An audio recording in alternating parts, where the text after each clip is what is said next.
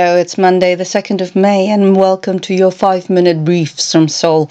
I'm your host, Hee-Jin Koo. In our first episode of the month, we take a look at South Korea's widening deficit amid growing concerns on consumer prices and energy costs, and expectations for enhanced U.S.-Korea business and economic ties as President Joe Biden plans to meet Yoon Boksu in Seoul this month. Plus, we'll also explore how Korea plans to focus on energy, biotechnology, and 6G mobile communications as the nation's future growth engines, expectations for a recovery in the retail sector, as well as looming concerns about Indonesia's stunning ban on palm oil exports. Let's begin our 5-minute roundup. South Korea's trade deficit widened in April despite a steady rise in exports on soaring global energy prices. The Ministry of Trade, Industry and Energy said yesterday Korea's outbound shipments rose 12.6% in April on-year to $57.69 billion last month on the back of brisk demand for chips and petroleum products. It's the highest tally for any April since the ministry began compiling relevant data in 1956. April also marked the 18th consecutive month that the nation's exports have logged an on-year gain. April exports from Asia's fourth largest economy also posted double-digit growth for the 14th month in a row. Still, high global energy prices also pushed up its imports, resulting in a trade deficit for a second month as Russia maintained a chokehold on gas and other energy resources. Imports grew 18.6% on-year to $60.35 billion, resulting in a whopping deficit of $2.66 billion, up from a March deficit of $140 million. Korea is the world's 8th largest energy consumer, relying on overseas shipments of oil and other resources to satisfy some 94% of domestic demand. The world's 10th largest economy is hoping to trigger a rebound in consumer sentiment as it lifts a 2-year outdoor mask mandate starting today. The Central Bank of Korea reported last Thursday that consumers in April expected the country's inflation to grow 3.1% for the next year, the highest level in 9 years. In diplomatic news, the incoming President Yoon Boksu will hold a summit with U.S. President Joe Biden in Seoul on May 21st, just 11 days after taking office. Biden will likely visit Seoul from May 20th to 22nd as part of his first trip to Asia since taking office in January 2021. The summit, which will take place just 11 days after Yoon swears in on May 10th, is unusually fast for an American president and a new Korean leader. The two chiefs will discuss their alliance, coordination on North Korea, economic security, and other major regional and international issues.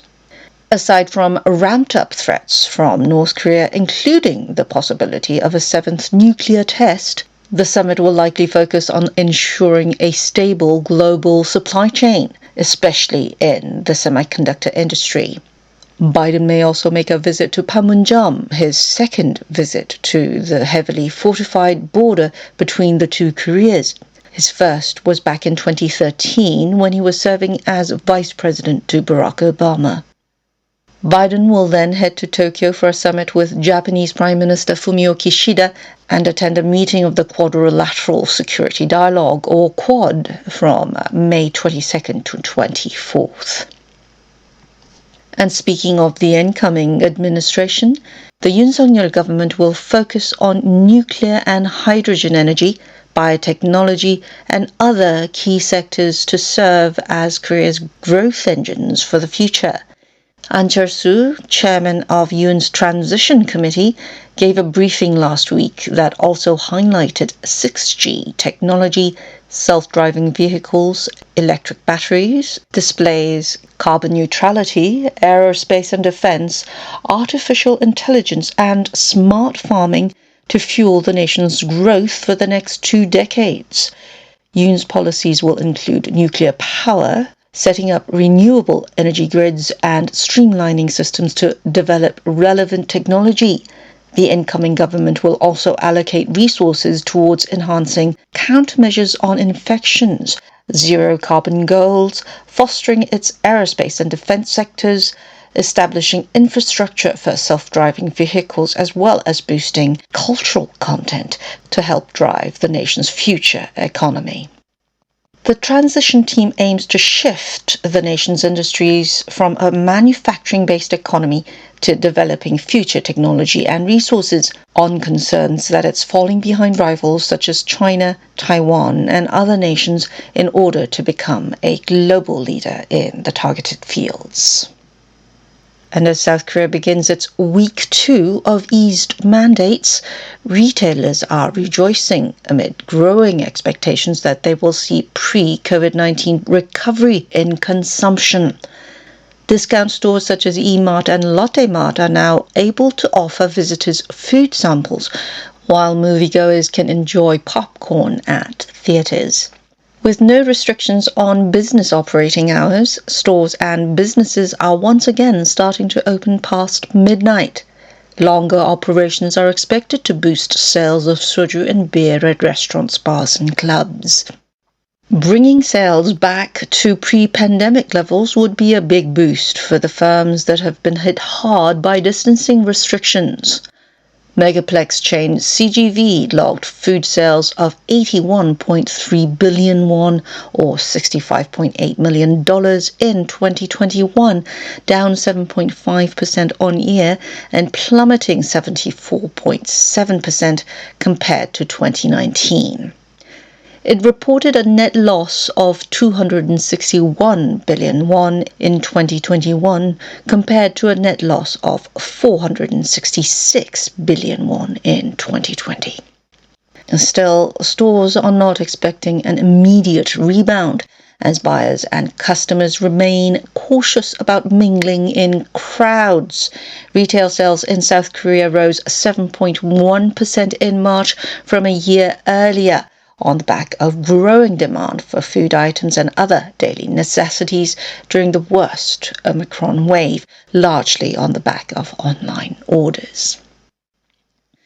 However, a factor that may throw a wrench in recovery efforts is a stunning announcement by Indonesia that it would cut off palm oil exports.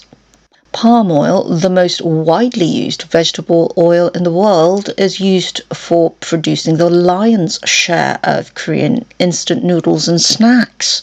Indonesia's announcement last week that it would ban exports of crude and refined palm oil products has upended global food markets already shaken by Russia's invasion of Ukraine. The Indonesian government said its decision was aimed at maintaining a stable domestic supply. Indonesian products account for more than half of Korea's collective palm oil imports. As such, the ban may push up prices of ramen, snacks, cosmetics, and other goods despite industrial reserves. This may further hamper the nation's efforts for a post-pandemic recovery. International rating agencies and research institutes have recently voiced concern that Korea's GDP may not meet growth expectations and stall in the 2% range this year.